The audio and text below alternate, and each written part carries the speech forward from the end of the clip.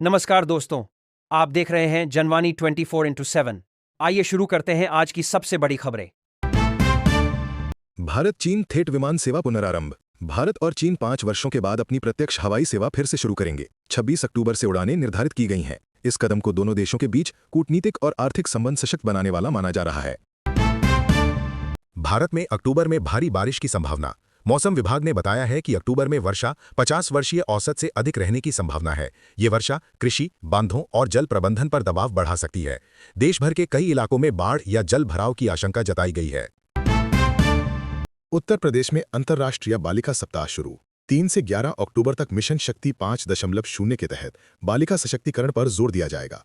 Driving प्रशिक्षण, नुक्कड़ नाटक, एक दिन की जिला अधिकारी जैसे कार्यक्रम होंगे। इसका उद्देश्य लड़कियों को आत्मनिर्भर और जागरूक बनाना है। सीबीएसई ने शिक्षकों के लिए नए प्रशिक्षण कार्यक्रम शुरू किए। अक्टूबर 2025 से सीबीएसई 14 कैपेसिटी बिल्डिंग प्रोग्राम्स लागू करेगा। ये कार्यक्रम विषय विशेष और सामान्य दोनों प्रकार के शिक्षण कौशल पर होंगे। शिक्षण पद्धति और पाठ्यक्रम निर्माण को और मजबूत करने का लक्ष्य है। नवी मुंबई की लॉ ग्रेजुएट ने न्यायालयों में हिंदी उपयोग की मांग की। वंशी मिश्रा ने प्रस्तावित किया कि मुकदमों में हिंदी और क्षेत्रीय भाषाओं को अनुमति हो। उन्होंने कहा कि अंग्रेजी का एकाधिकार आम जनता को न्याय प्रक्रिया से दूर रखता है। उन्होंने राष्ट्रपति, सीजेआई और कानून मंत्रालय को इस दिशा में कदम उठाने का पत्र भेजा है। राजस्थान के गोल्फ खिलाड़ी का शानदार प्रदर्शन। तमिलनाडु ओपन में रामबाग गोल्फ क्लब के प्रखर असावा ने 3 राउंडों में टाई 12वां स्थान हासिल किया।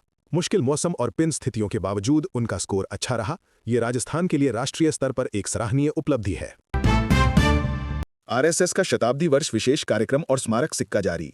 आरएसएस ने 2 अक्टूबर को अपने 100 वर्ष पूरे किए। प्रधानमंत्री ने इस अवसर पर समर्पित डाक टिकट और 100 रुपए का स्मारक सिक्का जारी किया। नागपुर में विशाल कार्यक्रम आयोजित हुए जिसमें आरएसएस की स्थापना की याद की गई। दिल्ली में छात्रों पर कथित पुलिस उत्पीड़न, सीएम ने जांच की मांग की। 2 केरली छात्र दिल्ली में पुलिस द्वारा कथित रूप से मारपीट का शिकार हुए। सीएम पिनराई विजयन ने गृह मंत्री से उच्च स्तरीय जांच की मांग की। इस घटना ने भाषा और सांस्कृतिक असुरक्षा पर बहस को भी तेज कर दिया है। अमेरिका में सरकारी बंदी की संभावना बढ़ी। कांग्रेस के वित्तीय प्रस्तावों पर असहमति के चलते अमेरिका में सरकार बंद हो सकती है। इससे संघीय सेवाएं, कर्मचारियों को वेतन और सार्वजनिक सेवाएं प्रभावित हो सकती हैं।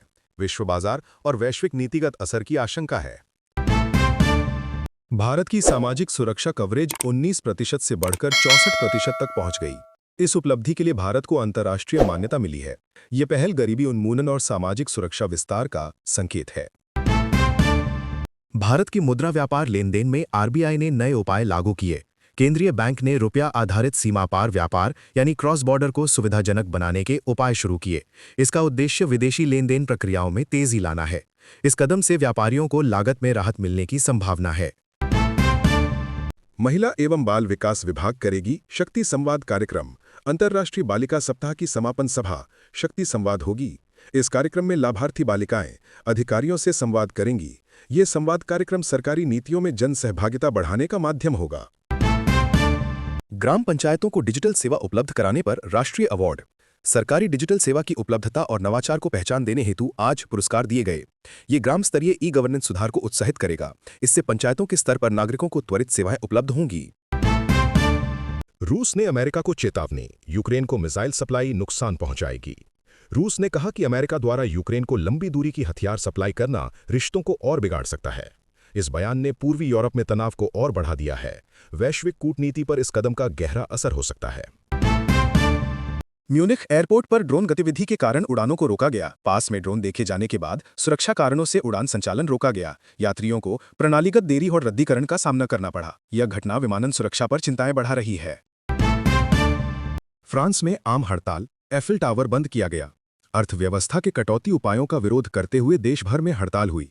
प्रदर्शनकारियों ने सरकारी नीतियों के खिलाफ सड़कों पर आवाज उठाई। एफिल टावर बंद होने से पर्यटन और आम जनजीवन प्रभावित हुआ। रूसी राष्ट्रपति ने भारत के साथ व्यापार घाटा कम करने का निर्देश दिया। रूस ने संकेत दिया है कि वह भारत के साथ व्यापार असंतुलन को ठीक करने की दिशा में काम करेगा। इस पहल से दोनों देशों के बीच आर्थिक सहयोग को बढ़ावा मिलने की उम्मीद है।